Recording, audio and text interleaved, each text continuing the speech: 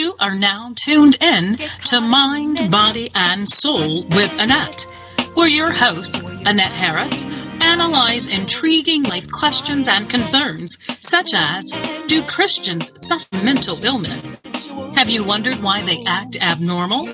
Or you may ask, what is really going on in their minds? Do you need Annette?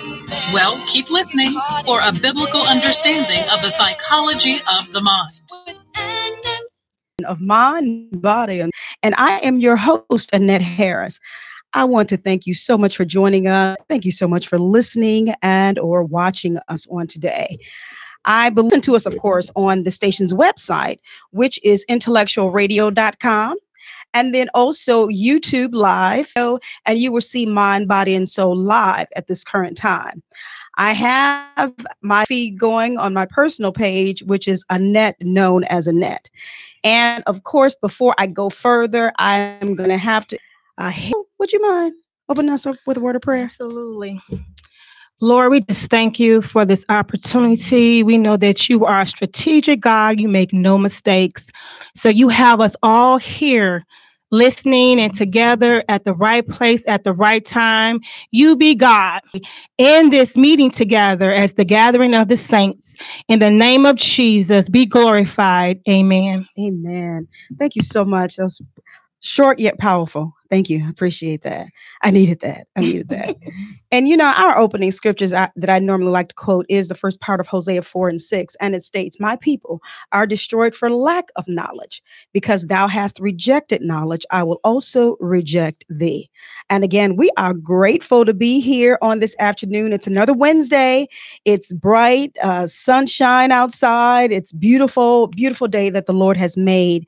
And I am so grateful to be here yet again, another week with you, my listeners. I do thank you in advance. When you do come into the Facebook Live feed, I would really request that you would go like and share so that we can get today's session out to those who haven't joined us yet. So I would appreciate if you would do that. I am welcoming a wonderful young woman of God here on this afternoon.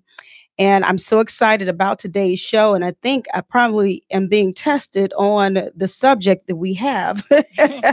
As I was reading it, I said, Lord, you never fail me. You always test me on stuff, I tell you. But that's okay. I'm of how God works.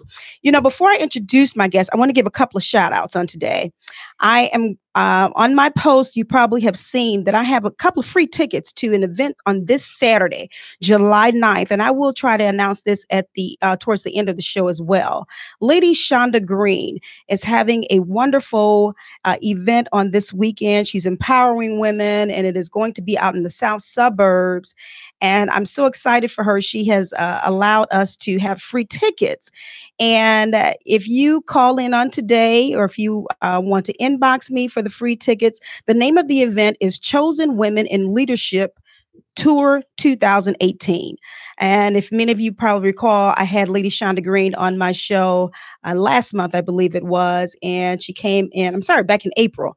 And she came in and shared with us all that God has given her to do. This is the wife of Pastor Anthony Green, and she's doing her own thing. Chosen Women in Leadership Tour 2018. Many of us women we're leaders in our own right, and she's just doing something to equip the women, empowering them. And so this is something that you want to be a part of. So make sure you call in on today. We will give out the call-in number as well. And then also, I just want to give a little acknowledgement on today. And probably part of the reason why I was carried is we are celebrating the birth of my mother on today. Her birthday is 80 years old today. Unfortunately, I lost my mom in 1999, so it's a little melancholy on today. But God is yet able to give us strength and to take us through. My sisters and I had our moments on the phone this morning, and I'm sure we'll have more moments as the day continues on.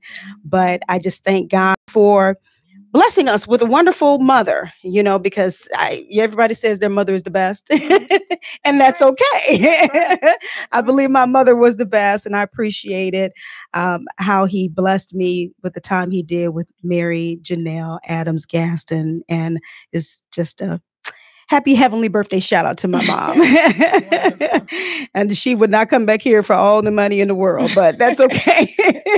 We miss her. We miss her. So I'm dedicating this show to her memory on today.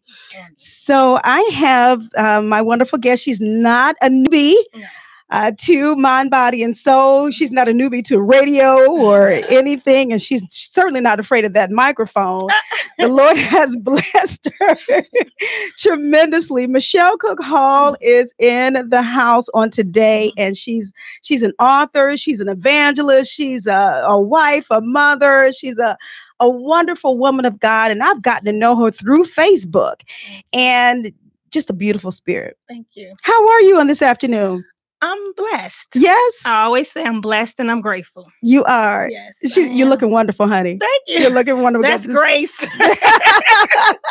That is great. Got this wonderful smile on your face. And I tell you, we're probably going to feature a little bit later. She has her husband is here in the studio. He's out in the waiting area. We'll probably bring him in also. Ricky Hall is here on today. And then I believe your daughter, yes. See if I can cajole her to come on in here a little bit later as well. So we're going to see if we can do that. But you have authored another book, another book. Yes. And we are grateful. Now, it's out, right? Yes. Okay. Yes. Okay. Yes. And I inboxed her. Let's see. How did we initially? Because it was your other book, right? That we featured the first time you were on Mind, Body, and Soul. Breaking Family Ties. Yes. You know what? If you guys have not gotten that book, you are missing a treat. Mm-hmm. Breaking Family Ties. You know, because a lot of times, just a little bit about that. A lot of times people don't realize the family ties and what it's connected to, what it could do, what it, the positive, the negatives of it, or what have you. And you break it down so well in that book. You really do. I appreciate how God led you to even pen that.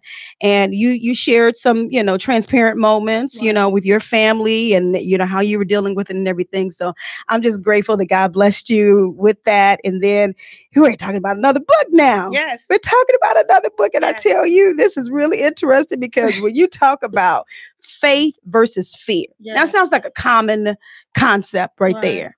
We've heard that so often, don't let your fear eat out your faith or chew up your faith or what have you. Sometimes it's so easy to say that. Yeah. But actually doing it? It takes work. It takes work. It takes real work. Yeah. And I think if you never really been there, because I thought throughout my lifetime that I had actually experienced some things, but it's not till I really experienced some things to realize you really didn't experience anything. You understand what I'm saying? I do. Exactly. So I think the same thing comes with fear. People have had fearful moments, but until you've been tormented by fear, you don't really know what that means. So this book kind of addresses that aspect. Not just, I'm scared, I'm nervous. No, I'm talking about overwhelming, dreadful, tormenting, keeping you up at night. I want to wreck your purpose, wreck your life type of fear. And you know what? I always tell people, and I'm sure you remember this, the quickest way to catch me with the book is your intro.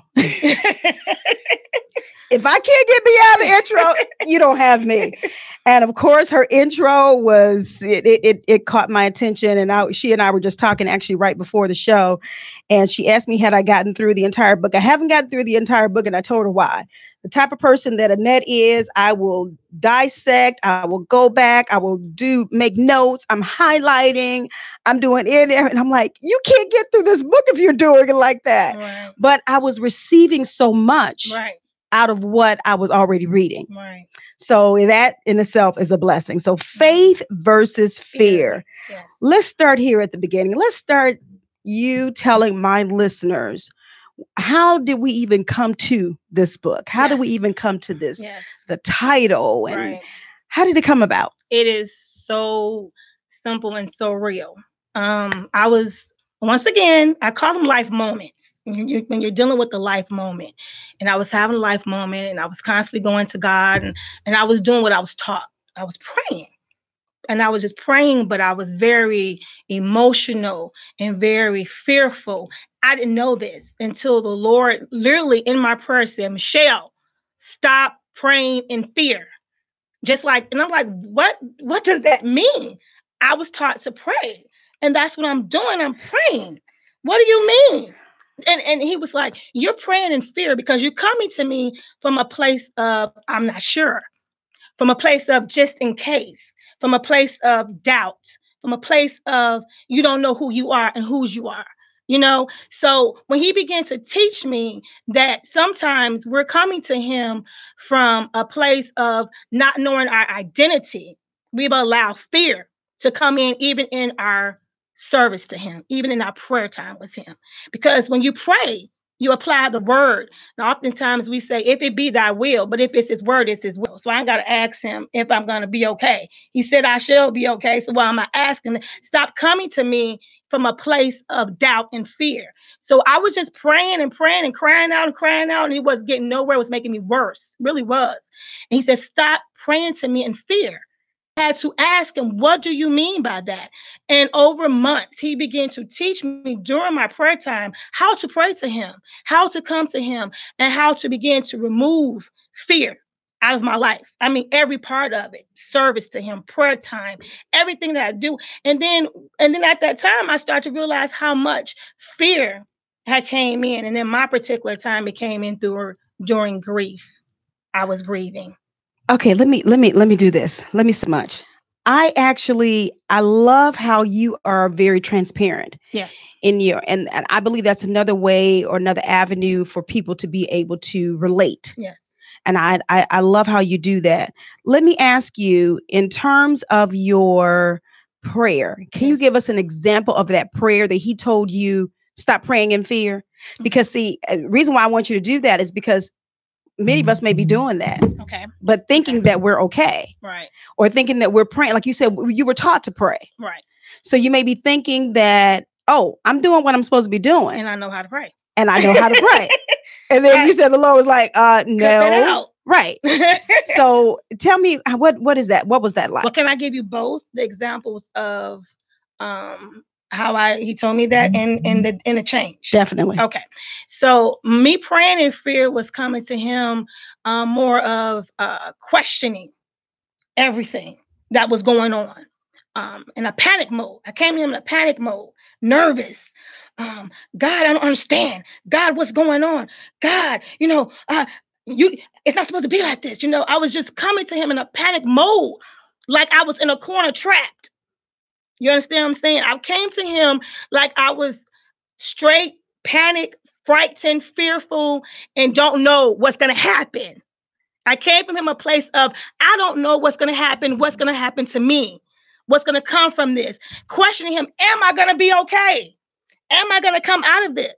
These are questions I'm proposing to God that the word have already told me, and he's already told me, because he shares some things about my life to me, to others, and in his word. But I'm coming to him as if I forgot all of that. Do you understand what I'm saying? I forgot everything he told me. I forgot everything he shared with me, because he knew this time would come. So he already, warned me by sharing, you're going to make it. You're going to last. You're going to live. You're going to survive. You're going to be okay. But then when something hit me, I questioned all of that. And so he said, you're coming to me from a place like you don't know me, like you don't know what I told you. So the first thing that I had to do that he taught me was to go back and remember all that he has ever done for me. I began to, every time I prayed, I remember when I was 10. I remember when I was 25. I remember when you did this. I remember when you brought me out of this. I remember this victory. I remember that. And that's how my prayer started, was to begin to not only say it so I can hear it, but that the enemy can hear it, and so that God can hear it. Look, I remember all of the victories. I remember when I thought I wasn't going to make it before. You did it then, you can do it now. I mean, I began to encourage myself like David did. So I had to change it from, even when that comes, and still moments that it can come. But now I know how to position myself and stand on his word and not say, God, are you going to do it? No, you already told me you're going to do it. You already told me you're going to do it. I don't have to question that anymore. It's just more like, okay, now I need some strength. That's all I have to ask him for now. Give me the strength to endure this life moment, because life moments can punch you, take all the wind out of you. And I don't care how deep, religious, spiritual you are, you're human. You're human. And so he can punch you so hard that you have to realize that you no longer depend on your strength, but you need his strength. I had to learn that it's not my confidence that will allow me to complete my assignment, but my confidence is in him. You know, if I trust me, I've learned Michelle will fail Michelle. Michelle was praying in fear. Michelle was afraid. So Michelle would disappoint Michelle. I love me, but I know I got flaws. So all of my confidence then had to go to him. And I just began to remember all of the things that he's done and all of the victories that we won together. And so if he allowed me to do those things, he can allow me to finish the rest. He doesn't do anything incomplete. He's a God of completion. Whatever he starts, he will finish. So I remind him of those things. I remind myself of those things. And I tell the enemy, I know those things. So, yeah. Okay. Woo, that's deep. I asked the Lord a question, huh? At least you were ready for that. I thank God for that because, you know, again, a lot of times we think that we're saying the right things to the Lord. You know, I'm being transparent. I'm just laying it all out to him, you know, but yet you're questioning him. And I like something you said in the book, you know, when you at the beginning, you broke down, you talked about fear and you said, okay, now that you understand that, now I'm going to try and guide you as to how to handle that, basically. Yes. You know, and that's so needed. Yeah. Oh my God, that's so needed. It's really needed. Every aspect of our lives. Yeah, especially now for some reason. I feel almost if something has been released because I've never heard so much of I'm afraid, I'm dealing with being tormented, I'm having anxiety, I'm having depression. I've never heard so much of this in my life. So it's almost as if something has shifted.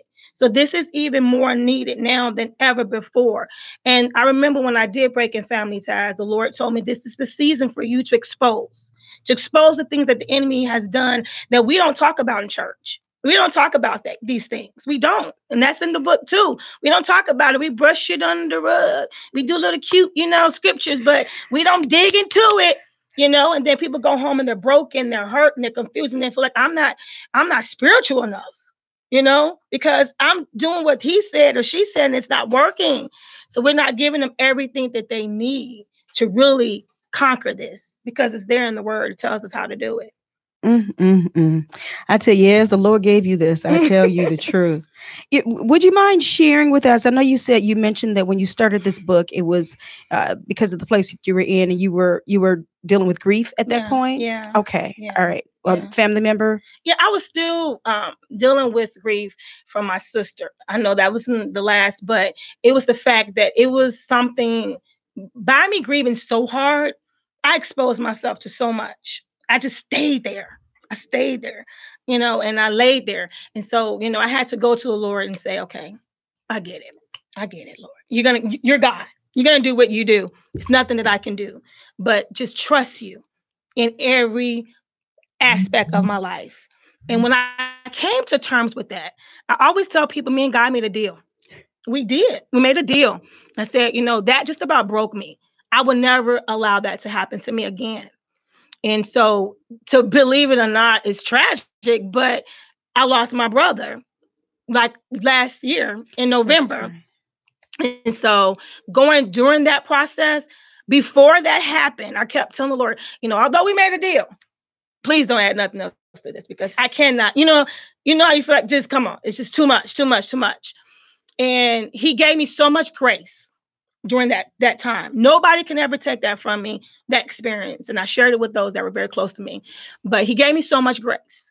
I knew then we do have a deal. We really do deal because he showed me that things are going to happen that you do not understand.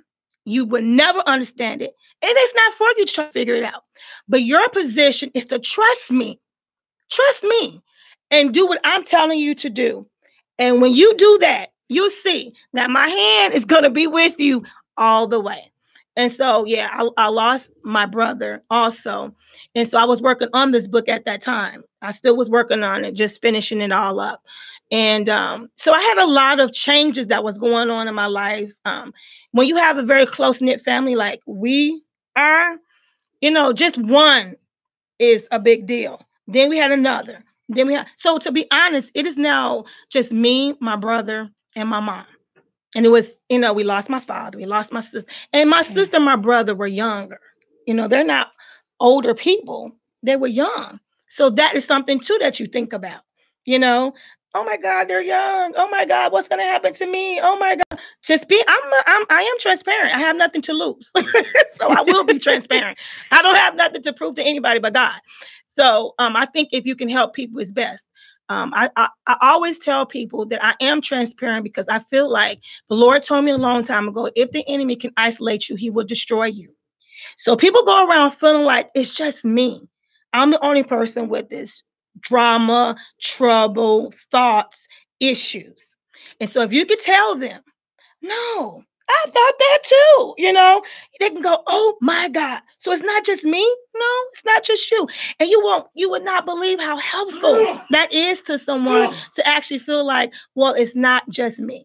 I'm not just struggling alone. There's somebody else that is dealing with the same issue as I do. So that's why I'm transparent with people, to let them know you're not alone. Beautiful, beautiful. I love that. Again, I think that's the way you can help people when you are transparent like that. Let's see here. Those of you that are coming in on our Facebook Live, I do appreciate you. Please make sure you like and share so that we can get this out. I will give you the phone number here is 708-223-8953. Again, 708-223-8953. You are listening to Mind, Body, and Soul with Annette, and I am joined this afternoon by Michelle Cook Hall, author of Faith versus Fear. And how many books have you written so far? I have 2 children books that I wrote years ago. My first Christian book was This Journey is a Process, Breaking Family Ties, and now Faith versus Fear. All right. So she's not a novice. She knows what she's doing here. She knows what she's doing. I tell you what I'm going to do right here. I'm going to go ahead and take a quick break. And we'll just listen to a little bit of music here, and we'll come back. I want to address you that are on Facebook Live, and you listen to Mind, Body, and Soul with Annette right here on Intellectual Radio. I don't believe that I gotta stay broke when God can bless. No. I don't believe that I gotta stay hurt. My God's too real. Lord, I believe in you. Lord, I believe in you. Lord, I believe in you. Lord, I believe. I don't believe that I gotta stay sick when God can heal. I don't believe it. No. When God can bless. I don't believe it. No. That I gotta stay hurt. My God's too real. Lord, I believe in you. Lord, I believe. Oh, Lord, I believe in you. Lord, I believe. I'm a believer. I've been washed in the blood of the Lamb. You forgave me of my sin. You forgave me of my sin. And I'll never let you go. Never. I'll never let go of your hand. Oh, Lord, I know that I do. Oh, Lord, I believe. Oh, Lord, I've been washed in the blood of the Lamb. You forgave me of my sin. I know you did. Yeah. And now I'll never let you go. No. I'll never let go of your hand. Oh, I don't believe that I gotta stay sick. When God can heal. I don't believe that. No. When God can bless. I don't believe it. No. Lord, I believe in you. Lord, I believe. Lord, I believe in you. Lord, I believe. I don't believe it. No. That I got to stay sick when God can heal. I don't believe that I got to stay broke when God can bless. I don't believe it. That I got to stay hurt. I got to real. Lord, I believe in you. Lord, I believe in you. Lord, I'm a believer. Lord, I've been washed in the blood of the Lamb. You did it all for me. You forgave me of my sin. You looked up my 40 pound. I need you, God. I know. Even if I'm still my doing, oh Lord, I am. I'm a believer. Yeah. I've been washed in the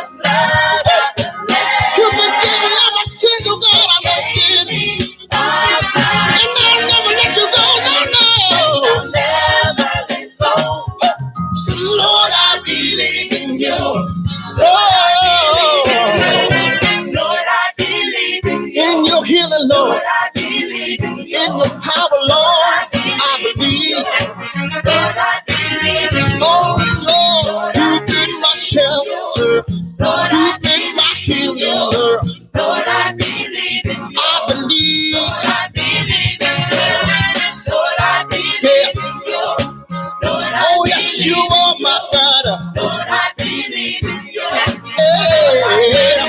the Bible says, if I seek ye first the kingdom of God and his righteousness, so Lord, I believe, oh Lord, I believe in your, yeah, Lord, if I call on your name, All right. Welcome back, Mind, Body, and Soul with Annette. This is Annette Harris, and you're listening to us here on Intellectual Radio. I do want to appreciate you for sticking with us, for joining us on today and sticking with us. I am joined this afternoon by wonderful author Michelle Cook Hall is in the studio, and I am so frantically excited because this book, the title alone, will send your mind racing and thinking. But many of you have probably heard in the first half hour that the Lord has given this book to her. I'm going to real quick read a couple of the chapter names. Of course, the first one is what really caught me. My goodness. The chapter 1 is titled Captain of Torment. And I think probably once you realize who that is and what he's doing, then I can give you a better handle on what you're dealing with. Yep. I'm right there with you. I got you. We have another chapter that says Reveal the Truth. Another chapter, Unmasked. And then Fight with Power and Precision. Ooh, I didn't get to that one. My goodness. Application Process. Release and Let Go. The Fall of Pride. The Fall of Pride. Now, you know I'm going to have to ask you what your favorite chapter is today, right? That looked like it could be one of mine, even though I didn't get to it. Work Your Faith. Authority is the key. Stand your ground. Fight your fear. And then Change Your Perspective. I guess I feel like I'm in church today. I don't know. She'll make you go there. Michelle Cook Hall will make you go there. You will be having church in your car if you listen to her. You all ever heard her videos? Go on Facebook, friend her. She is an anointed woman of God, I tell you. Thank you. All right. Let's see here on Facebook Live. Marianne Lloyd says, trust and believe in the Lord equals no fear and complete peace. I like that. And then she also says, just strength is all you need to ask for. Amen, girl, she says. Thank you. Deidre says here, this is wonderful. All of us experience fear, whether great or small. That's right. The Holy Spirit will bring to our victories back to remembrance. Okay, like she missed a word in there or added an additional word. If we just listen. That's right. And she says she's learned to listen to the Holy Spirit. Sometimes we just have to get still. Yep. That is so true. Yes. Okay. All right. I see you on Lasagna, and I'm not sure. There was some. Oh, Celeste. Did I mention Celeste? How are you? I think I mentioned you. If I didn't, please charge it to my head and not my heart. Just trying to make sure I recognize each of you that are on here. So let's see here. Let's start with the. I know what chapter I want to start with. But, okay. Let's go to Captain Torment. Okay. That is the beginning here. Yes. And again, how did you come up with this title for Satan? Well, it's based upon the scripture, 1 John 4:18. There's no fear in love, but perfect love casteth out fear, because fear hath torment. He that feareth is not made perfect in love. So I got it from that scripture. And I also got it from Psalms 91:5. You will not fear the terror of night, because oftentimes people, when they feel fear the most, it's during that nighttime. It just really is. We all can agree. You said something in that book when you talked about that nighttime. Yeah. Oh my goodness. Yeah. Yes. That's when it, like you said, becomes loud. Yeah. I mean, you know why though? It's because when you're in your daytime, you're like busy. You're doing this, you're doing that, you're doing this, and then you settle down and you calm yourself. He's like, yeah, perfect time to come in here and wreck your day. You could have a really good day. Really a very fruitful day, and you can come home and rest and try to calm yourself. And now I want to go to sleep because I've had a busy day and I'm tired. And you're like, oh, you're not going to sleep. I'm going to remind you of this, and this, what you didn't accomplish, and all. And he's accuser of the brethren, and that's what he do. He does his job very well. We just have to do our jobs better. Oh my goodness. Lord have mercy. Wait a minute, we should have started with that one. No, okay. So yes, so that's how you came up with the title. And I can understand that, even in using both of those scriptures that you referred to. But let's see here. Fear hath torment. I had my highlights in here and I don't see them on this version here, but that's okay. Let me see if I can scroll down here. There was a scenario that you created which made so much sense. Okay. When you talked about, the enemy tormenting you in your mind so often, and I'm looking at the comments here on Facebook Live too. So often we're right there in the middle of this, Mm-hmm. and sometimes we don't realize that that's what it is, that it's torment, that it's fear. Right. We just kind of go through the process and go throughout the day. Let's talk about this little scenario that you mentioned about, the coworker texting you and then, talking about the job situation. Yeah. Okay. So an example in the book is, you get a call or text or whatever from your coworker and they're saying, hey, the boss is looking for you and they want to meet with you. And instead of you thinking, it is so easy to think bad versus good. And it just really is. It comes natural, it seems like, but it's not natural. Let me just make that clear. It's not natural. It's something that we have to condition ourselves to do. And that is a whole nother story. But so you get this text and you're like, oh, okay, they want to see you. And instead of you thinking something good, you're thinking, oh my God, what is it that the boss wants to see me for? So you're sitting there driving, thinking about it. You're sitting at your desk thinking about it, and you're waiting for that meeting time. And you've played every scenario in your mind that it could be awful. Just everything. You start thinking about your bills. I can't get fired. I can't get laid off. I got all these things to do. I got all these responsibilities. And you're just about having a heart attack at your desk, thinking of everything negative that meeting could be about. It's only to get to the meeting and realize it's something positive and it's not negative at all. But from your time you got that text, until the time you heard it, you've had a complete breakdown over something that didn't even exist, all because of what we do. And like I said, it's very easy for us to think negative, to think the worst of anything. Just, it is. And I remember one time, I was doing this and the Lord said, think about how powerful you are with this negative thinking. I mean, seriously, think about how powerful you are with that. How much more powerful, Michelle, would you be if you did the total opposite? I mean, he told me that because I'm really good at that. Really, really good at that. And he was like, look how much more powerful you would be if you took that same and switched it. Just switch it. Oh my goodness. I'm over here chuckling so hard because that's probably all of us. Yeah, you know what I mean? Easy. It's so easy for us to adopt the negative of something happening versus something. I mean, I remember I watched this movie, the show rather, and these people thought that something was released on the plane in the air. They all start having symptoms, okay? Physical symptoms. And later on, they found out it was nothing that was released. But they had worked themselves up to such a frenzy that they were actually getting physical symptoms of something. If we could only do the opposite of that, we can work ourselves up to accomplish a whole lot more and do a whole lot more and, be greater than, what we are right now. But it's just that we accept the negative versus the positive. And I think sometimes that's because, and you're right, we do accept the negative, but then sometimes if we get a message or something like that, we automatically try to resolve in our mind, okay, if it's this gloom and doom, this is what I'm going to do. It was like we're trying to plan ahead or whatever. That's the pride. Yep, it is. That's the pride. It is. I think we have a caller on the line. Would you mind hitting the on button? Oh, it's on. Hello, caller. How are you? I'm wonderful. How are you? I'm fine. This is Pastor Sadie Cook, Michelle's mother. Oh, hello, mother. How are you? Hello. It's so nice to meet you. I just called to encourage Michelle and tell you a little about her, if you let me. Oh, why do so? Please. All right. She was a good kid. She's an excellent student. She's a hard worker.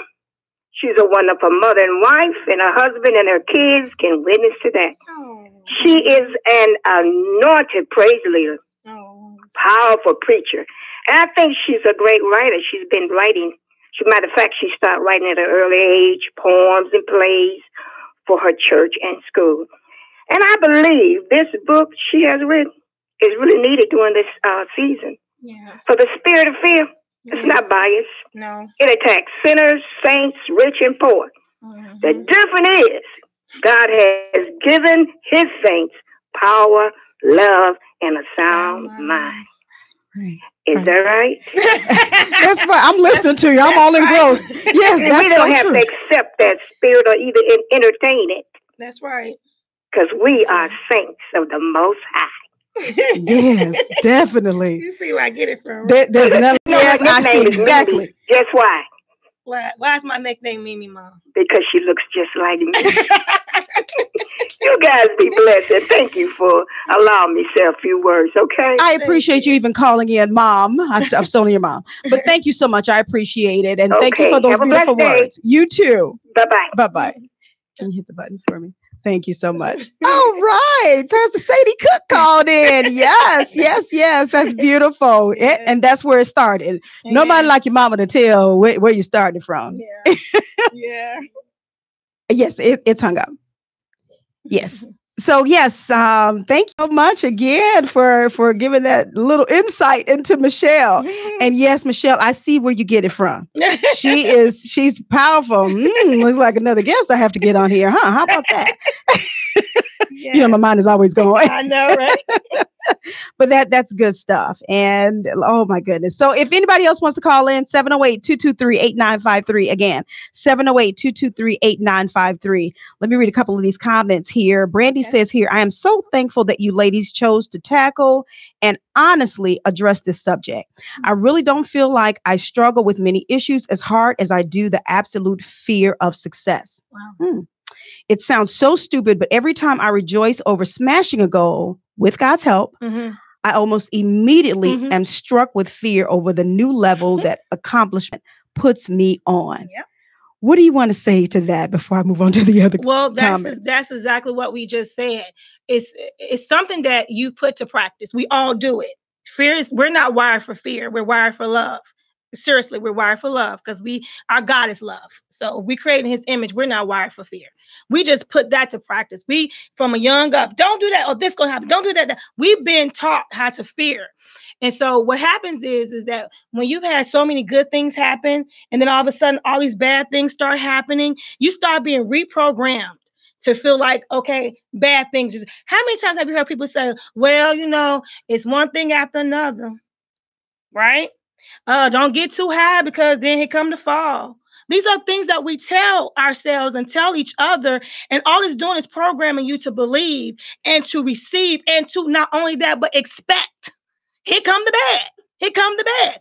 So you can't rejoice and be happy over your success because you always feel like if I'm so high and everything is going well around the corner, here come bad. Here come negative. Here come a bad report. Here comes something, because that's what we've been programmed to believe and to see and to receive. That's why. We got to break that. It's got to be broken. It has to. It has to. We can't get through life. We can't, and we're not. And we're not. We're not. We're not. We over-medicated. We're stressed out, and we're leaving this world early, not accomplishing our purpose, because we're living in a life that God did not tell us to live in, and that's fear. Whew. Brandy, I hope that helps. I hope that helps. I hope the entire session helps everybody. Buddy Gill says here, acronym for fear. Okay. F, false. E, evidence. A, appearing. R, real. Yeah. False evidence appearing real. Absolutely. Yeah. I would agree with that as well. Yes. Did you want to comment further on that one? It's true. That's exactly the definition of even anxiety. You're anxious about something that hasn't even happened yet. So that's exactly what it is. Lord, help us today. Help us today. Help us today. Yes. I just see myself all in this topic today. Okay. Demetrius says here, yes, Brandy, hashtag fear of success is toxic. Yep. It leads me to question why people attach themselves to me. Is it for me, or do they want something from me? Interesting. Okay. Lasagna says, I am so often paralyzed by fear. Yes. This is so needed. Yes. Yes. It paralyzes you. That is so true. I'm so glad she said that. That's actually in the book. Fear paralyzes you. It numbs you. And you feel like you're just, I call it autopilot. I had it in the other book as well, but you're just in autopilot. You're functioning. but you're not existing and you're not living. That's what fear does to you. And that's not what God wants. So he said, I come that you may have life and have it more abundantly, not just exist. But you got things to do. You have purpose. You have goals. You have somebody who needs something from you. So you don't have time to sit here and deal with that. So let's expose it. Let's rip off the Band-Aid and let's expose it so we can begin to heal it so that you won't be paralyzed. Because God did not die on the cross and, for you and I to be paralyzed. That's undoing what he did. That's not what he wanted for us. He wants us to be free. He wants us to be free in our bodies, free in our minds, free to worship, free to love, to really be authentically free. And that's what he wants. And that's what I think right now, that's why he gave this book, is to explain and show that, what we've been doing and how we've been living and functioning, that's not what I want for you. It's deep. He doesn't want us paralyzed. I like right. that. That's going to have to be my motto. Yeah. Yes. Okay. Let's see here. And you know what? It's interesting. Remember, we were walking in, I was talking about my live feed. Mm-hmm. The enemy is trying to paralyze me with that. Because you wanted it so bad. I wanted it so bad. And it's like, I wanted it, because nowadays, now we have a couple other ways for people to listen to us. You could go to YouTube and also, look at it there. Go ahead and type in YouTube. And I'm making this announcement now too. You can go on YouTube, type in Intellectual Radio. And I'm getting a message saying that the video is pixelated. So I don't know, the enemy tries to come in various ways. He really does. If it's going to interrupt your day. Right. Oh my goodness. If it's going to interrupt your day, of course it will. Lord have mercy. Something small, but it's big to you. It's big. So why not? Mm-hmm. So when we start learning, and I'm not saying I'm an expert of, I haven't perfected it, but it's just true. I haven't perfected it. But if we stop allowing those little things to affect us like that, then he's going to stop, because he's going to realize it's not bothering you. Okay. Yeah. He's going to realize it's not bothering you. I don't care about a pixelation thing. You want to go to YouTube. You can look at us there, or you can listen to us on the station's website, IntellectualRadio.com. I'm not worrying about this live feed anymore. Okay. Let's see here. There are some other comments on here that I would love to read. And Demetrius says here, Brandy says here, Demetrius, especially if you have such valued talent as you do yourself, you're always side-eyeing people when they try to get close to you. Okay, so she was commenting on what Demetrius said earlier. And let's see here. Lasagna says she's an expert at hiding a lot. Oh, we avoid things that makes us uncomfortable. Yes. And she says, when you see me quiet, those are my fighting times. Mm-hmm. And after I've thought it through, it resurfaces and keep going. She said it's tough. Yes, it is. How would you address that? Because you did mention about hiding in the book. It's true. A part of that is whatever makes us uncomfortable, whatever triggers fear and anxiety and things for us, what we do is we avoid them. We avoid the places. We avoid the situations. If arguing with you is going to make me just straight nervous and stressed out, I'm just going to avoid discussing things with you. I'm just not going to do it. Down. I shut down because I don't want to feel all of that that comes with that. So the best thing to do when you find yourself hiding is to, once again, this is a learned behavior, unlearn it. Unlearn it by approaching it, by standing on the truth of God, knowing who you are, he got you. Yes, one, you gotta keep telling yourself, he got me, he got me, he got me. And you keep teaching yourself that he got me. He said, I never leave you, nor will I forsake you. He got you.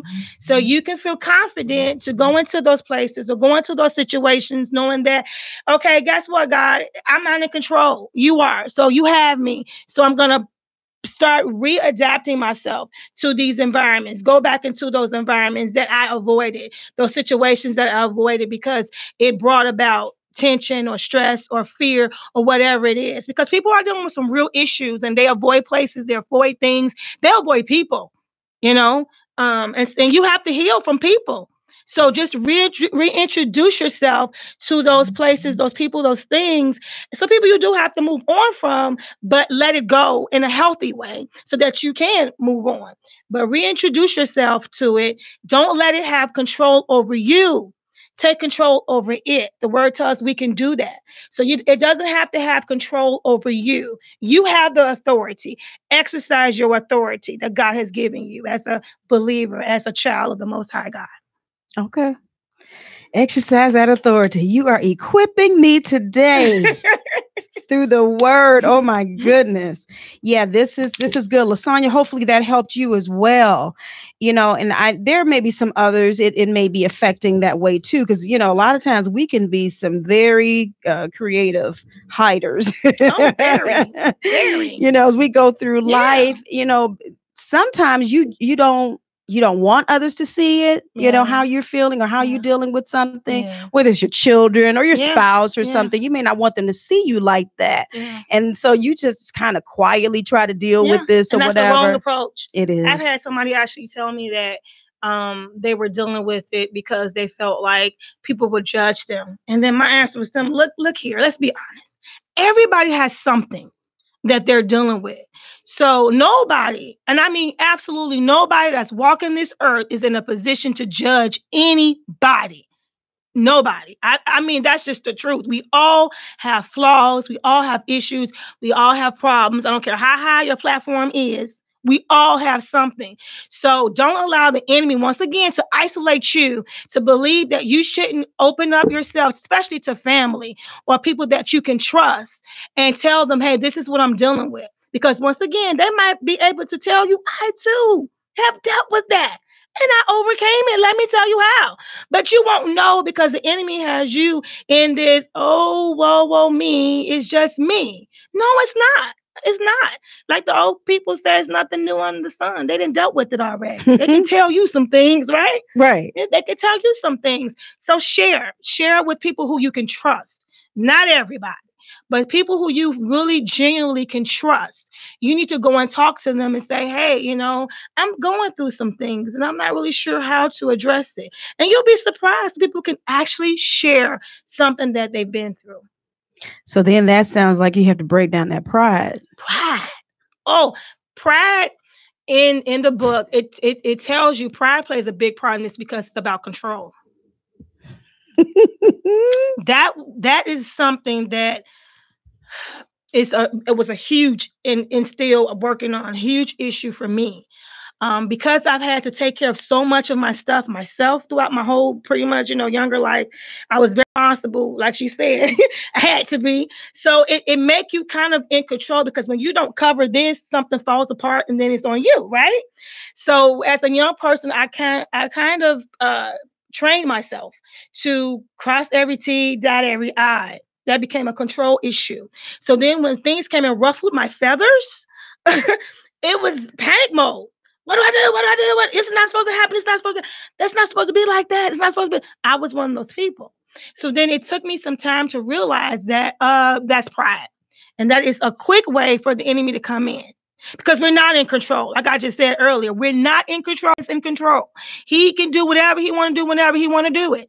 So even if the enemy sends something your way, and he can, and he will, God can take that, like he said, and turn it around for your good. But if you think that you're in control, you'll forget that part. You forget that God can turn that thing around. And you can think that you can turn it around. You can manipulate it. I'm the problem solver. I can fix this. And you drive yourself nuts trying to fix something that you're not equipped to handle, not equipped to do. Give it to God. Pride is a huge factor in this. We want to control every aspect of our lives. We kind of taught to do that, You are supposed to be responsible. Don't get me wrong, but our confidence is not even supposed to be so much in ourselves because, like I said, Michelle have failed Michelle. But God, my confidence is in God. He's handling it. He's doing it. So whatever strength he gives me, Michelle, handle this, do this, I'm good. But I say, okay, this is as far as Michelle can go. I need you to take care of that because I can't do that. And he knows that I can't do that. So yeah, pride is a huge issue. We can't be so prideful to think that we can control people, environments, situations. People can say no, but guess who can change their mind? God can. You could cry, scream, have a fit. They still gonna say no. But I've seen God change people's hearts for me. After all my begging and pleading, and they were still saying no. I took it to God and said, look here, I need this, and I watch him give me favor and provision. So why would I stress myself out about something I know I can't control, but I know the one who can? Oh, man, it sounds so clear. It does. It takes a long time. It does. It does. Oh, my goodness. Let's see here. Who did I miss? There are a lot of comments here. Buddy Gill says, I think it's natural that we will experience fear when we take a leap of faith and act on it. It's like driving down a dark, lonely, and unknown road in a car that you know needs repair and less than a quarter tank of gas. Is that smart? Okay. You trust and believe God to get you to your destination when the appearance of things says you aren't going to make it. Yeah. But your faith causes you to dismiss the fear. Right. Okay. I like that. Yeah. I didn't know where he was going with that, And but that's apply good. that faith, though. That's the thing. We talk faith. It's a difference about applying. I think that is like one of the most toughest challenges for me is to understand that I had to apply everything that I ever learned. I can talk it, I can share it, but if I don't apply it, I won't see the fruit. And I can say, I know. I can say all day, I know that. Like you said, I know how to pray. I know how to pray. I was taught how to pray. He's like, stop praying in fear. You're like, oh, is that what I'm doing? Really? And not really realizing. And I think probably the biggest takeaway for me with your book is the fact that, I mean, again, it sounds so simple what you're saying, but it's like, how often do we like really take in, this thing and not being paralyzed and not allowing fear to overtake us and overshadow us and direct our lives and control our lives. Right. But, I'm glad we're addressing this today, too. I really am. Demetra says she does the same thing as Lasagna. She says she knows we all have battles we deal with. So she pulls back to deal with her stuff and come back out after her brain has cleared. Interesting. So what do you say to that? People pull back. Sometimes you do. Mm-hmm. Sometimes that's change your perspective. That's the chapter in the book. You change your perspective, you can change your life, is what I always say. So if you're pulling back just to review and kind of see it from a different angle, absolutely, that's absolutely healthy to do. Sometimes when you're in the middle of it, you can't see clearly, you can't think clearly, but you have to kind of step back sometimes and look at it from the right angle to get the right view. And then, you can get a better understanding of what's really going on in this situation. So, yeah, sometimes it's absolutely necessary. Yeah, I think I learned the older I get, I learn that. Oh, yeah. Yeah. Sometimes you just jump right into stuff, Yeah.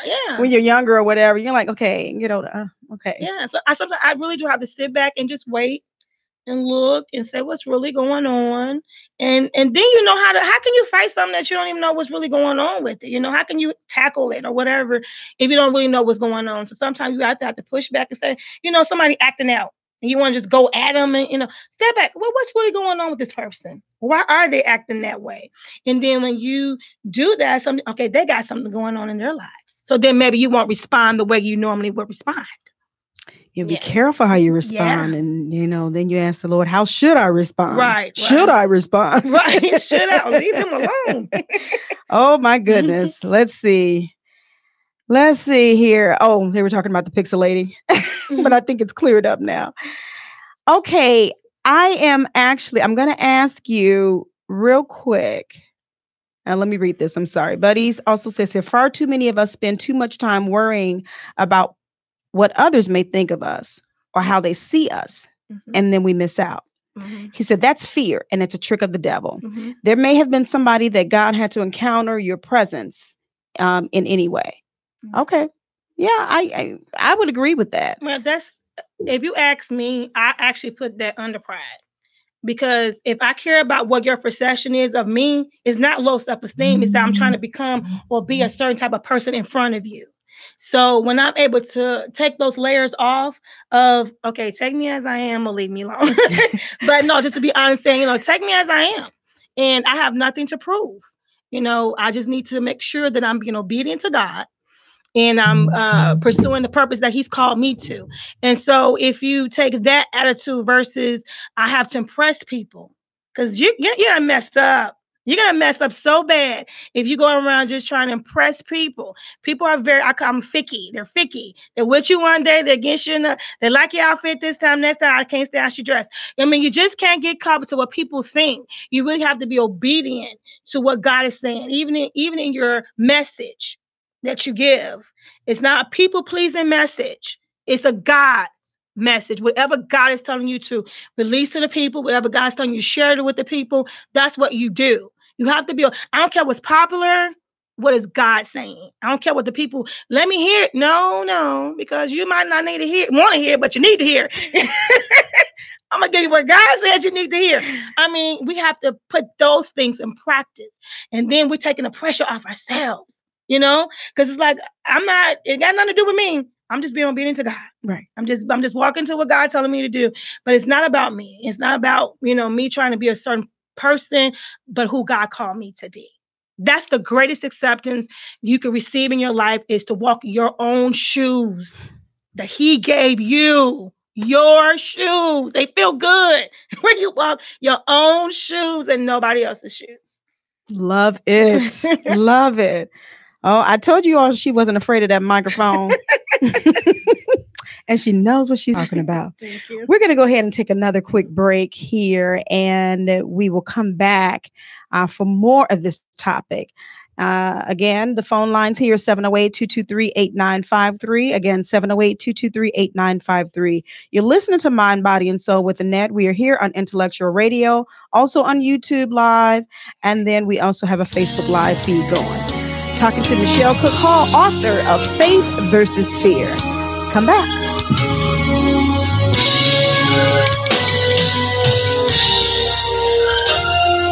I've made up my mind that it's my time to press on towards the mark that God has for me.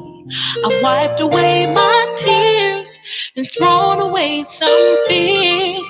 I'm standing strong and moving on to what God has for me. For the race is not given to the swift.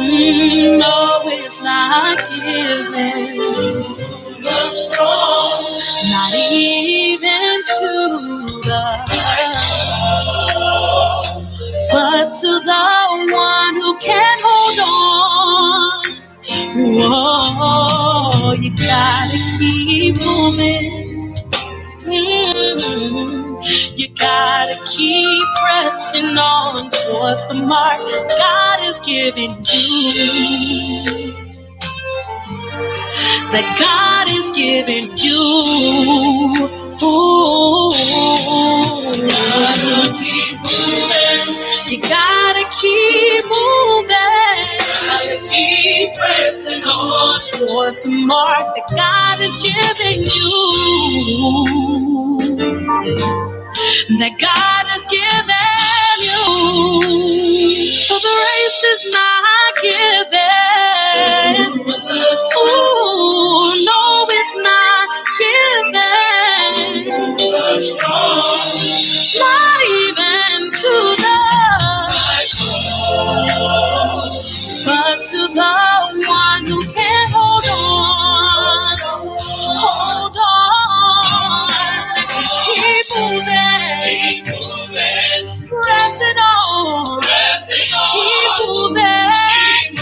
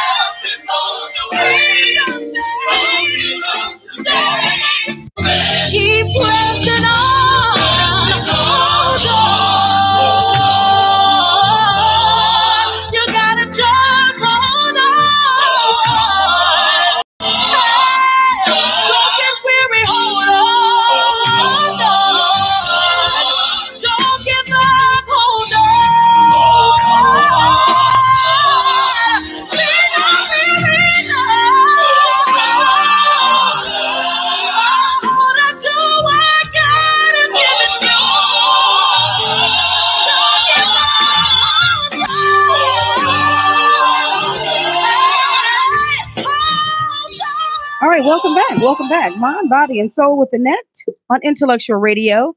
In the studio this afternoon with Michelle Cook Hall, and we're talking about faith versus fear. It looks like you guys on Facebook Live have been having a field day with this topic and also with what she has been sharing with us. I have for your information placed the location where you can purchase her book. I'll let her say it, but you can also look on the Facebook Live feed. Where can they purchase your book at? Amazon.com or Barnes & Noble. It's available, Barnes & Noble, the hard copy, as well as the Nook and Kindle, as well as the hard copy on Amazon.com. Wonderful. She's you can't miss her. You can't miss her.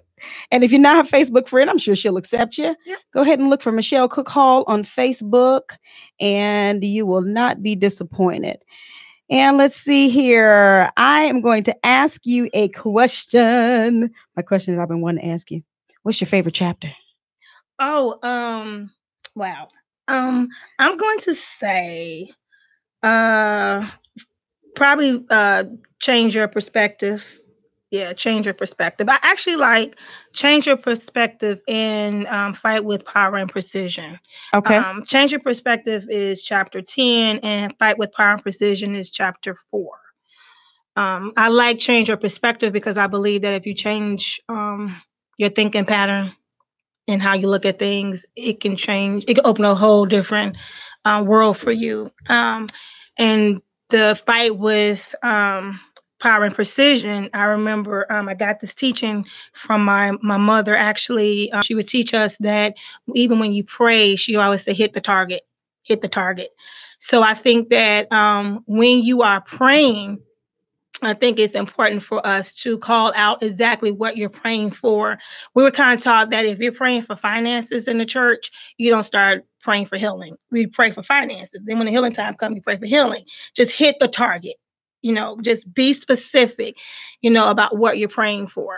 And so in this particular chapter, I kind of put together different position moves with fighting. I like boxing. So I took different, boxing techniques such as jab and all that.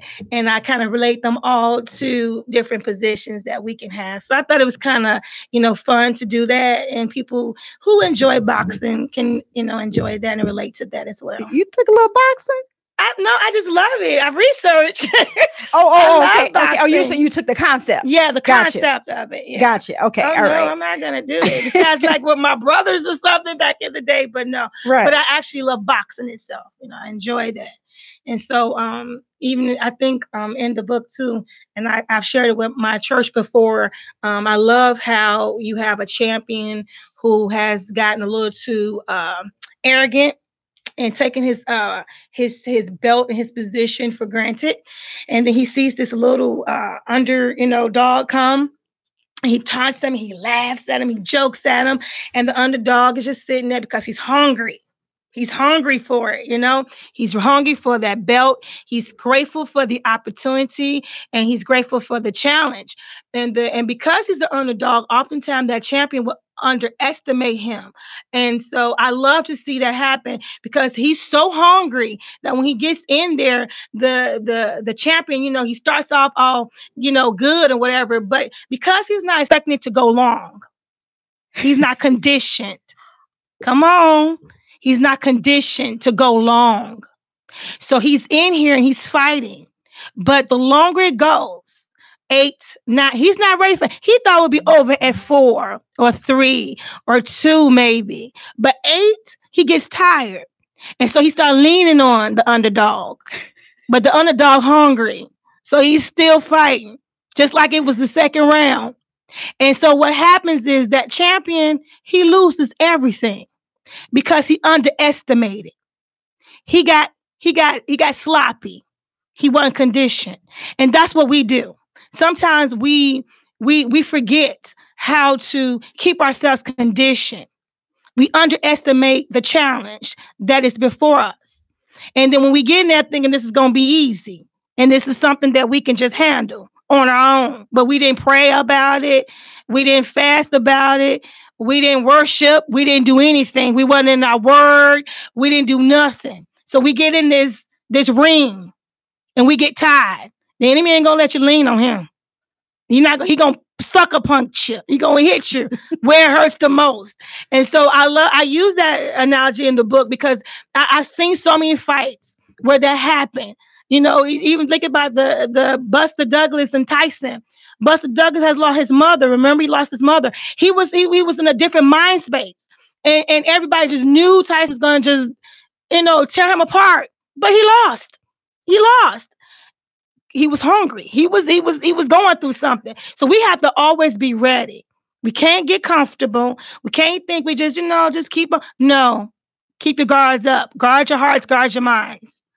I love it. I love it. And oh my goodness, you said your mother said, hit the target. Hit the target.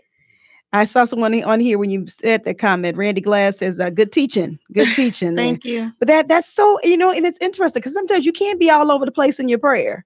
Everywhere. Just, and it is, he gave us a structured prayer because he didn't want them to be everywhere, to understand that there is structure in our prayer. Believe it or not, it is definitely structure in the prayer. It's more effective. I've learned that two things opens up favor for me. Obedience, just doing something I didn't even want to do. I didn't want to be bothered. I didn't want to go. I didn't want to whatever. But because I was obedient, boom, favor. He blessed because I did it out of obedience. And being specific in my prayer time. Always coming to him, reminding of all the great things he can do and who he is. Giving him thanks for it, just as he told me to. And giving him thanks for it. But being very clear about what it is that I'm praying to him about. If I start talking too much about other things, this is why you got to be specific. Because if you don't watch it, your prayer begins to become that prayer of fear that I was talking about. Instead of just hitting the target, we start talking about every other thing. Next thing you know, all this doubt start creeping into our prayer. We've undone what we just prayed for. Do you understand what I'm saying? I totally understand. Okay. Oh my goodness. That's why I'm sitting here like, when you see my mouth go open like that, it means like, oh, I got it.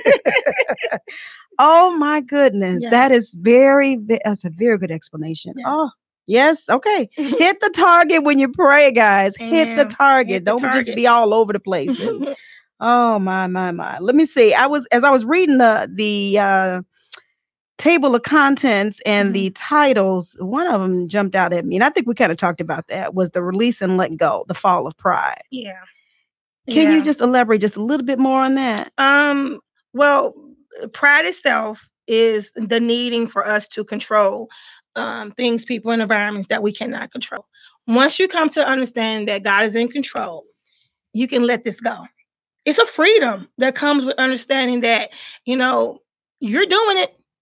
It's on you, Jesus. If you ever read a book or a teaching or a life of a great healing ministry, they would tell you that when they start realizing that they were not doing anything, that it was all God, and they put the ball in his court, that's when they saw the most manifestations of healing.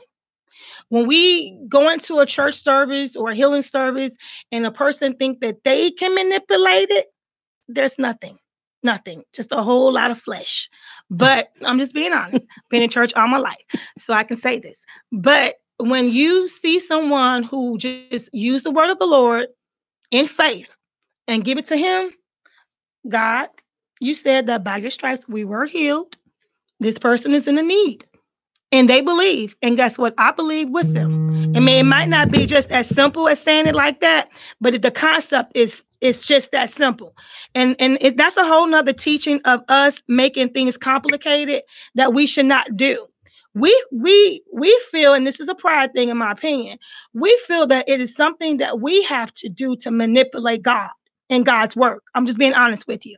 And the reason I say that is because of the way that we address things in ministry. We can't manipulate God. You can't manipulate. Faith moves the hands of God, period. Faith.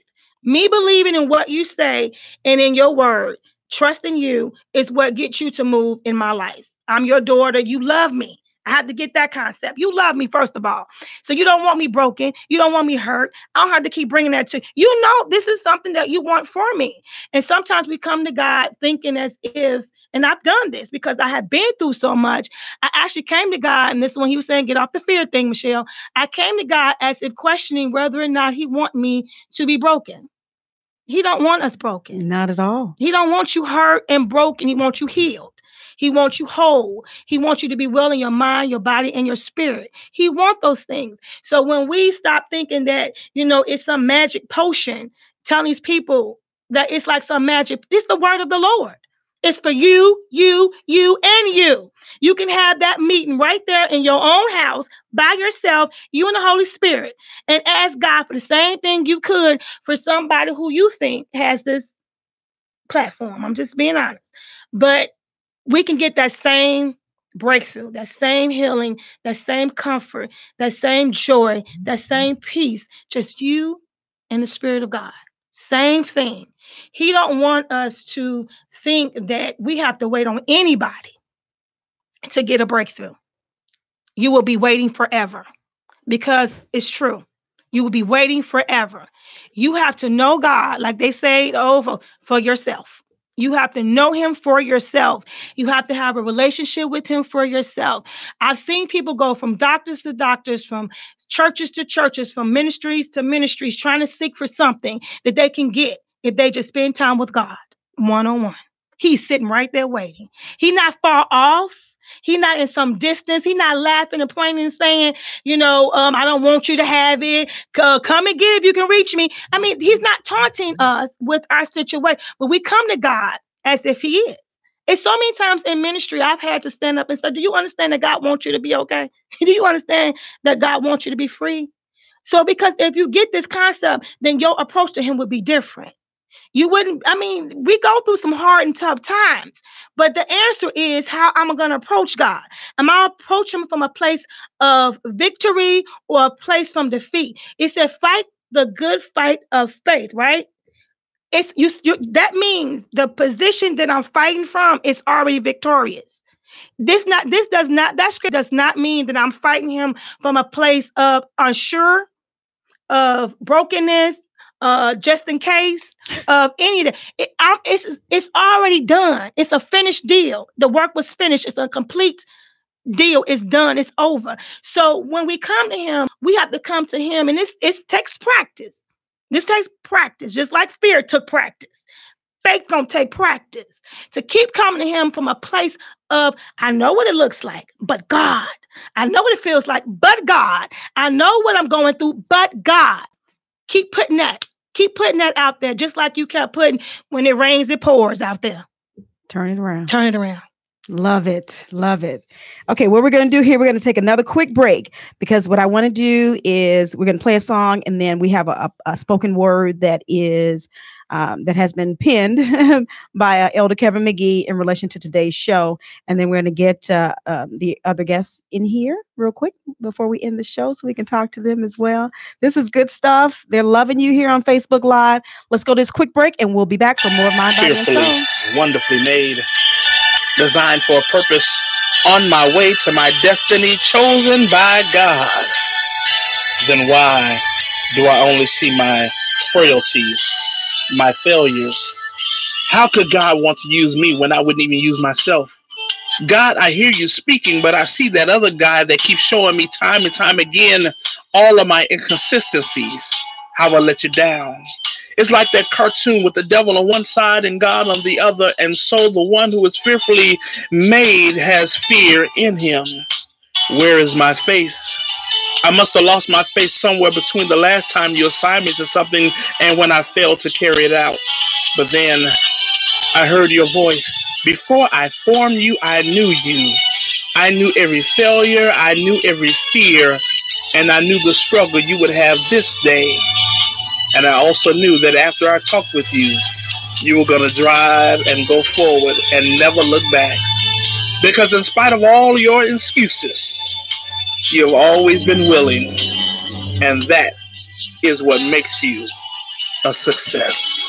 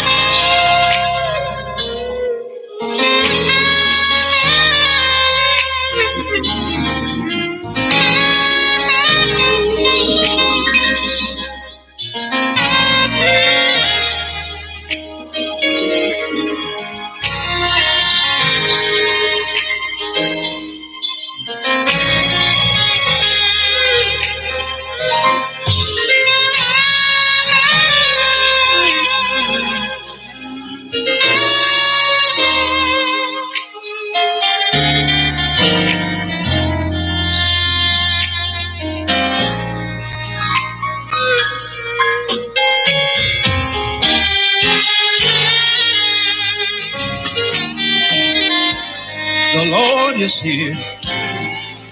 Oh, how refreshing. Can anybody feel him? The Lord is here. It's so refreshing. The Lord is here. Oh, how refreshing. Ooh. Times of refreshing. Times of refreshing. Times of refreshing. They come from the Lord. The Lord. All right, welcome back. Welcome back to Mind, Body, and Soul with Annette. And this is your host, Annette Harris.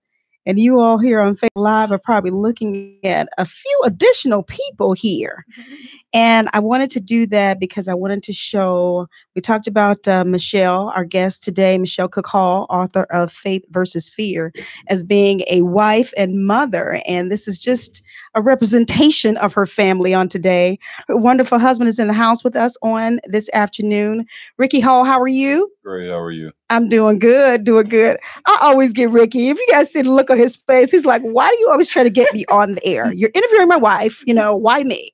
But I look at this as a beautiful couple. I've watched them. So I just like to acknowledge you as well, because obviously you are her strength and support. And she talks about you so much, about how you are that strength and support and how much she loves you. So we don't want to leave that out. Okay. So this is have you come on and kind of maybe talk. And don't let him fool you, because he is not shy. Okay. He's not. No.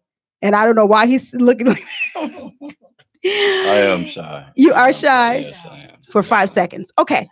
And in the middle, we see a beautiful young lady here. And I have heard about her on Facebook, and Mom's been talking about her. Miss Jessica is here on today. Hi. How are you? Great. Good. I just want to bring you all in. Mom has penned another book, and everybody has been chiming in and so appreciative of the book, the contents of it as well. And I wanted to just kind of get your perspective on what Mom has written, what God has given Mom and wife and mom, however you want to say that. And how do you all, what do you think about this book? How can you relate to it? Just kind of give me a little a summary of what you think. I don't know if we want to start with Jessica, or you want to start with your dad? Start with Dad? Okay. One, from my perspective, I always talk to my wife about, I said, how God makes room for your gifts. And I began to read some of her works and her last book and this book as well. And I said, man, I couldn't come up with that stuff in a million years. I could sit here for years and years and years, and I could never come up with the words. But God has blessed her with the mind to be able to write and be able to project that to people. And it's amazing to me. And that's probably why I'm one of her biggest supporters, and I support everything that she does, because to me, it's just simply amazing for her to be able to maintain the life, maintain a family, as well as write the way she does. And it's crazy. I tell her, I built her office at home, and she doesn't leave the room. And she had me bring her a lazy boy out a few years ago for Christmas. She wanted a lazy boy chair, so she had me bring her lazy boy down into her office. And now I don't even know where my wife is at. She's probably down there penning a book or something. She's down there in that office, and she doesn't leave that office. She got a TV, and she got everything that she needs inside that office. So she doesn't come up and visit us, but every once in a while, she graces us with her presence. But then when she comes out with the works that she comes out with, when she's down there in that room for so long, and it's her prayer room as well. So no one's even allowed pretty much in the room. We can't come in there with shoes on, and no one comes in there. Yeah, it's crazy. It's her sanctuary. Wow. You're not allowed in there. It reminds me of if anyone ever watched the Cosby Show, and Claire had that room, and she said, well, no, this is my room, and no matter what, it had no furniture or anything for Claire, but it was her room. And my wife, she takes pride in her room. When she goes down there, that's it. That's pretty much it. But then when she comes out with the works, it's amazing to me. Beautiful, beautiful. You know, it takes a wonderful and special companion to be able to deal with that and put up. You know, as he said, you take your time out for however long. Yeah. You know, but then when you come out. Yeah. You know, because some spouses be like, okay, well, how long you gonna be in there? Can you go? I need dinner. Can you do this? Can you do that? Or what have you? You know, and they may not be supportive. Yeah. They may not be supportive. Yeah. And I think that's admirable of you. And I thank God for placing that even within you. You know, but God knew how to put you all together. Yeah. And He knew the road you would travel. Yeah. Okay. Wonderful. That's beautiful. Miss Jessica. I've got a little time there. So what are your thoughts about Mom, and not only this book, as she's authored other books as well? What are your thoughts on what Mom has accomplished? It's kind of the same thing that my dad said. Like, I can barely write a paragraph, and to understand that she writes pages full of words, it's like, it blows my mind. Oh, wow. She has so many books filled with words, and I can barely write a page. It's crazy. She's about to make me cry. I have no idea why. She's special. Oh, that is so sweet. So it's like you just kind of really look up to her and what she's doing. That is beautiful. That is so beautiful. Yeah. Oh, yeah. Now is that considered your mini-me? Yes. Okay. Yes. Okay. Absolutely. And Jessica, do you write at all? Nope. No? Okay. Yeah. You didn't take that one, huh, from her? No, she does other things for me, though. Does she's she? Working. Yeah. She's my armor bearer. Oh, beautiful. In training. She's really good. She's very supportive. She takes it very seriously.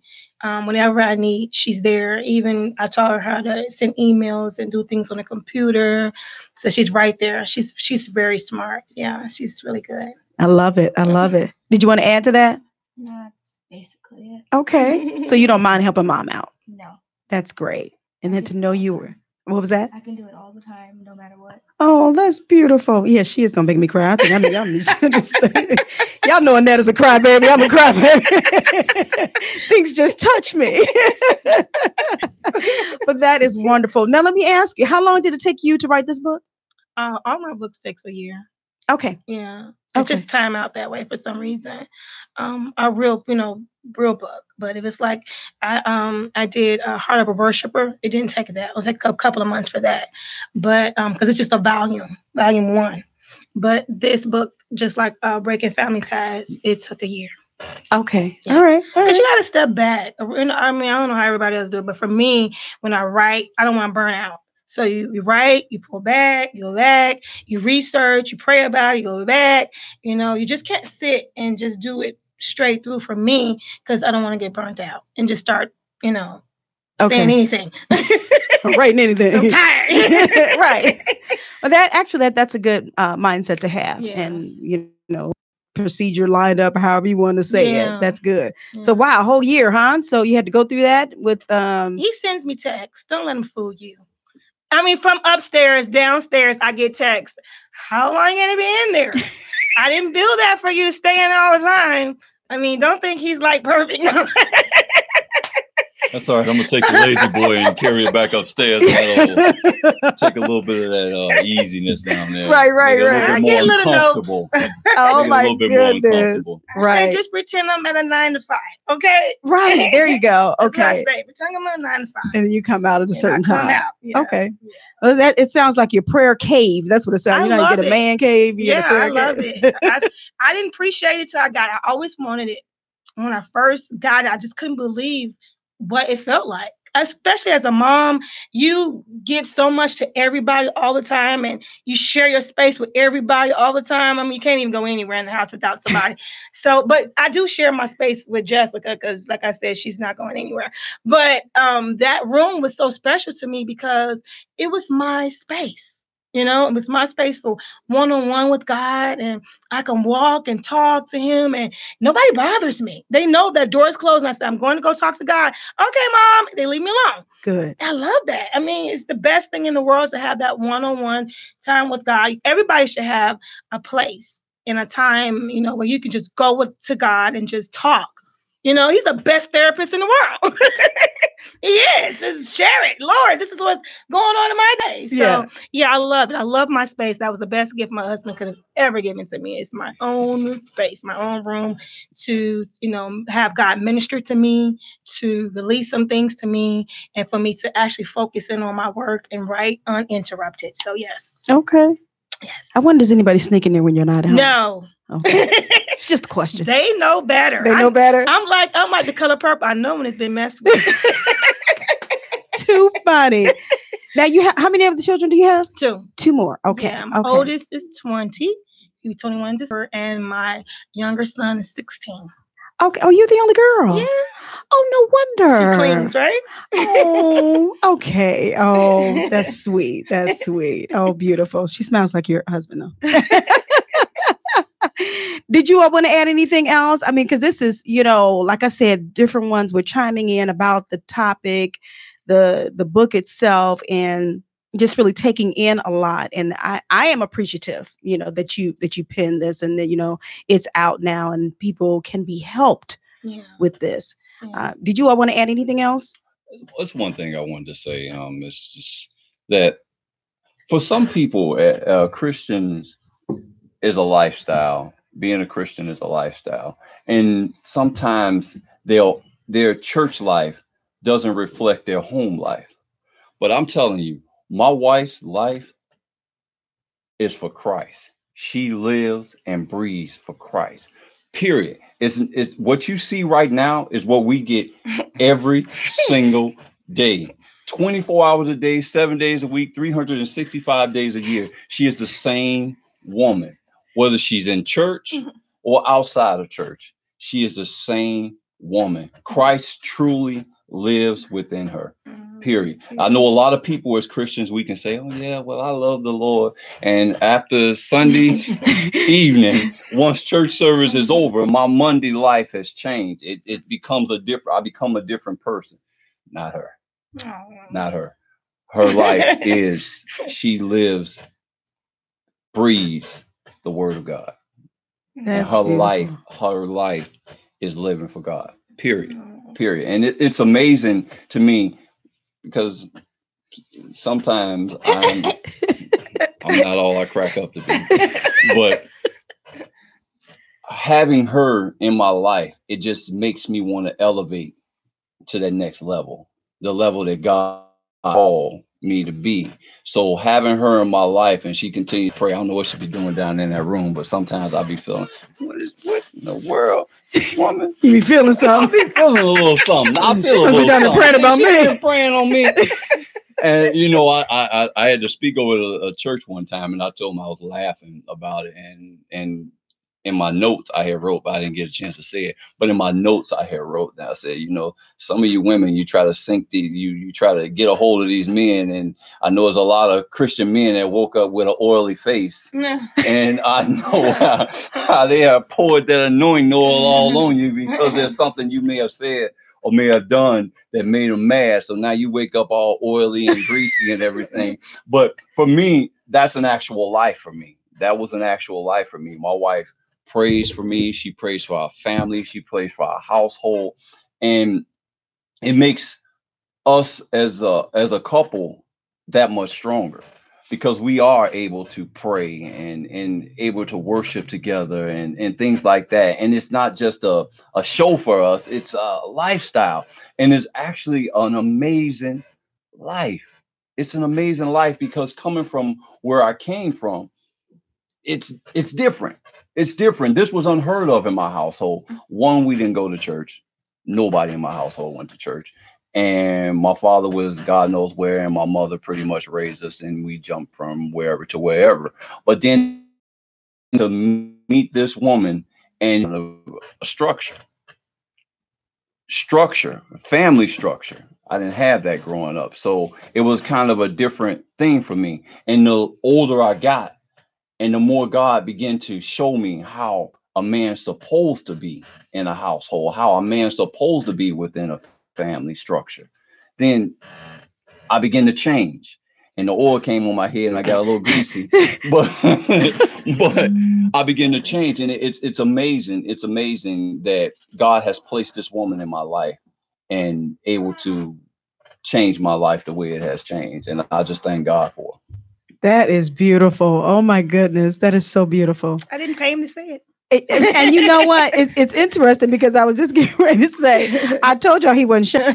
When he gets to talking about, obviously what's important and talking about how the Lord has blessed, then you kind of relax yourself and the words just flow. Mm-hmm. But I love that because unfortunately, sometimes you see so many couples and, so many families where, one is jealous of the other, of their success and what they're doing. Mm-hmm. I don't see any of that here. And that's beautiful. I mean, we're a team. It's beautiful. You're a team. When you're married, you're a team. And it's supposed to be that way. We always say to couples, well, we married our best friend. So when you marry your best friend, it's not a competition. When I excel, you excel. When you're down, I'm down with you to help you, pull you up. And then when I'm weak, you help me pull me up. I mean, that's what we do as a team. So yeah, you don't leave no man behind with a team. All right. I love it. Hopefully you're all carrying something away with this. This is good stuff. Okay, Buddy Gill says, man, and here I am thinking my daughter be manipulating me with that love me talk when she's asking me for something. Okay, Buddy Gill. Hopefully you learned something here today. Can you give me a few minutes, wrap up? What do you want people to take away from the book, from today's session, or whatever? Just a couple of minutes. Okay. Well, it's two things I would like to share. The first thing is that for the month of June, my husband and I both are teaching our church, Pearl Wars Church, 438 West 120th Street in Chicago, Illinois. Is entitled From Pain to Purpose. Okay.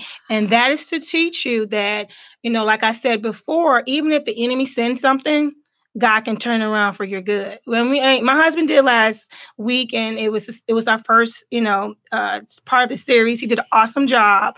And I was very proud of him to see him allow God to use him in this fashion. And so it's only going to get better. And I'm so grateful for God for that. But we really are trying to show and teach people that even though you're in this situation, don't think that's the end of it. Don't think that there's nothing coming from that. Because if you allow God to be God, he's going to bring something out of that, even if it wasn't expected, even if you don't like it, even if it hurts, even if whatever, God's going to bring something out of that because that's what he does. That's what he does. Yes, what he does. He specializes in taking nothing and making something. Okay. So that's the first thing out of this book. I want you to get this is that number one, you're not alone. Number two, we're not wired to be afraid. This is something that we are kind of taught and we put into practice. And this just means even if from a spiritual perspective, if you give the enemy some room, he'll take over. He's not trying to share space with you. He's trying to take over, kill, steal, and destroy. That is his MO. Kill, steal, and destroy. He's not trying to play with us. He's not trying to be friends with us. And he's not merciful like our God is. So if you give him room, even in this area of fear, it will become a monster for you. So I want you to get the book, understand what our position is, and the tools that God gave us in the word to take a hold of these thoughts and not let them take a hold of us.